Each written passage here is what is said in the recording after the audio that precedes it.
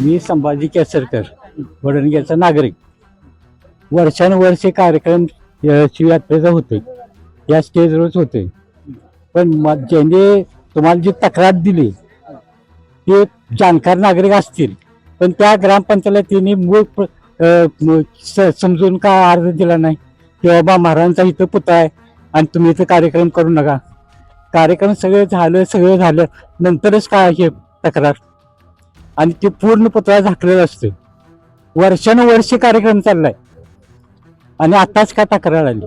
वर्षानुवर्षे कार्यक्रम सुरू आहे, पण छत्रपती शिवाजी महाराजांच्या पुतळ्यासमोर विभत्सपणे नृत्य केलं जातं. हे ग्रामस्थ म्हणून तुम्हाला मान्य आहे का, हा प्रश्न आहे आम्हाला. काय म्हणायचं आहे, ज्यांनी तुम्हाला तक्रार दिली ती तरी तक्रारीचा विषय सोडा, तुम्हाला विभत्सपणे अशा प्रकारे नृत्य करणं मान्य आहे का ते विचार. आता यात्राच आहे, गावची यात्रा आहे आणि तिथं पुतळा झाकलेला असते संपूर्ण.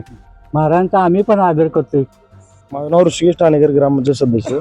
आम्ही गेले 5-6 वर्ष झालं दर यात्रेला, म्हणजे मागच्या बॉडी सुद्धा आणि या बॉडी सुद्धा दरवेळी इथं शिवाजी महाराजांची मूर्ती झाकून आम्ही दरवेळी स्टेजवर तिथं कार्यक्रम घेतोय दरवर्षी वडण गावात.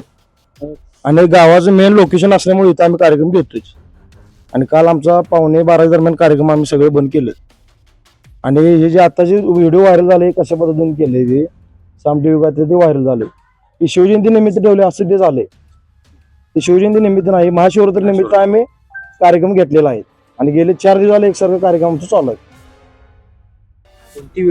काही ग्रामस्थांचं असं म्हणणं आहे की शिवजयंतीच्या पूर्वसंध्येला हा कार्यक्रम होता आणि त्यात महाराजांचा पुतळा झाकून कार्यक्रम.